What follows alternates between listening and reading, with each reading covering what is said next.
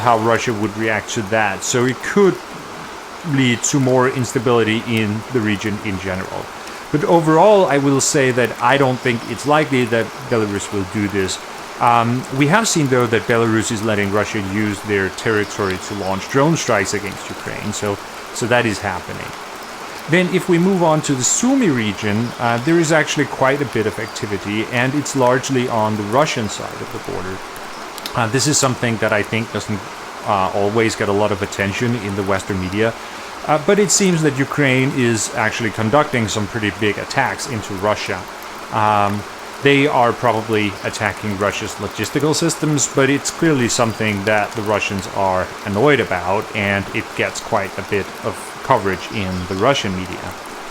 Then we get to the main fronts. Ukraine is having success on two fronts right now. In the east, they have practically pushed Russia out of the Kharkiv region, and they are pushing into Luhansk.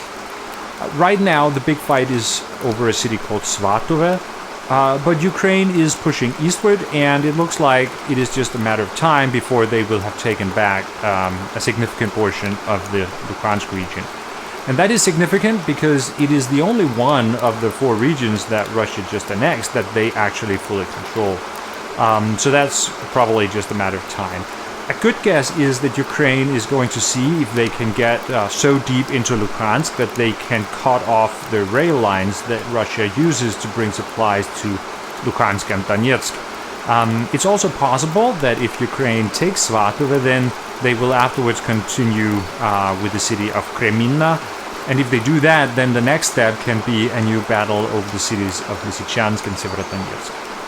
The big questions on this front line is how much Ukraine can do before the winter arrives, because things will get more difficult as time goes by. And also how much Russia can reinforce their defenses here with their mobilized soldiers. We have already seen some of the mobilized forces on this front line, so they are arriving quickly. So this means that the Ukrainian offensive here may be somewhat time limited, because both of these things will mean that it will get harder for Ukraine over time. But for now, Ukraine is still pushing ahead and taking more ground. Somewhat paradoxically, a little south of this area, Russia is on the offensive. They are still trying to take the city of Bakhmut. They have been attacking Bakhmut now for about 3 months. It's a little hard to see the bigger plan behind this when they are having so big problems just a little north of this, but it's the Wagner Group here, the private military company that is attacking Bakhmut. I guess that to some extent it's more of a psychological thing to keep them motivated. Now let's move on to the Kherson area. Here Ukraine is also on the offensive. It's happening in the area west of Dnipro, but the area can also be subdivided into the areas east and west of the Inhulets River. Ukraine has made some very big gains in the area east of Inhulets, and this is the area where Russia looks weakest. It's likely that Ukraine will take more ground here over the coming weeks, and this gives Russia a dilemma, because that will mean that they will either have to pull back across the Dnipro River or across the Inhulets River. There is a crossing across Dnipro in connection with the Novokakhovka Dam, but if Ukraine can get all the way to Novokakhovka, then that possibility will close and the Russians can only pull back across the Inhulets. And in fact, the Ukrainians don't even have to get that far. Once they get close enough that Novokakhovka is within artillery range, then the passage might be unusable for the Russians. And that will give the Russians big problems, because that is the way they bring supplies to the troops in this area. So, long story short, I think things are beginning to look pretty bad for the Russians in this area east of Inhulets. And if the Ukrainians can push just a little further, then it will go from bad to impossible. So we could see the Russians having to give up the whole area and pull back across the Inhulets. And the thing is that if that happens, then the situation will in fact get even worse, because this will mean that a very large group of Russian forces will be surrounded by Ukrainian forces in an area that is so small that everything is within range of the Ukrainian artillery.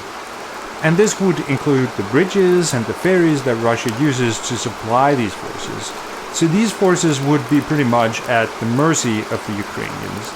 And to get things into perspective, the numbers that I've seen are that we have about 15,000 Russian soldiers in this area and about 45,000 Ukrainian soldiers. So if we suddenly have 15,000 Russian soldiers squeezed together west of the Inhulets with Ukrainian artillery covering every inch, then it can get really ugly.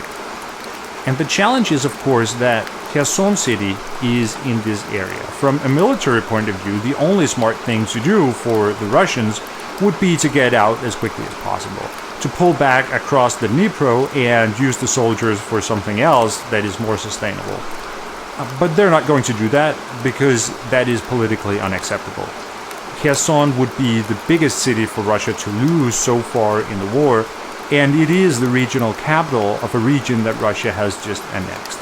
So that's not going to happen, and therefore we might very well see this scenario play out where a large group of Russian forces is going to get trapped west of the Inhulets. Then, of course, I also have to mention the Kerch Strait Bridge, which was attacked. This is a very significant event because the bridge is important for the Russian military logistics, and also symbolically, of course, but I'm going to focus on the military value here. This bridge is very important for Russia's ability to sustain the fighting on the southern front in Ukraine. This includes the forces in the Kherson region and the Zaporizhia region. Even if the bridge is still working but has a reduced capacity, then that can have big consequences for Russia's ability to conduct the war. And now that the bridge has been hit once, then the question is, of course, whether it can happen again. And this gives Russia some more dilemmas in Ukraine, because if the bridge is destroyed, then the only realistic way of supplying the forces is through the land corridor from Donetsk. And this is extremely vulnerable. To begin with, the capacity on the railroad here is much smaller, but also it is within HIMARS range from the front line, and even more significant, there is a risk that Ukraine could make a new counteroffensive here and cut the connection.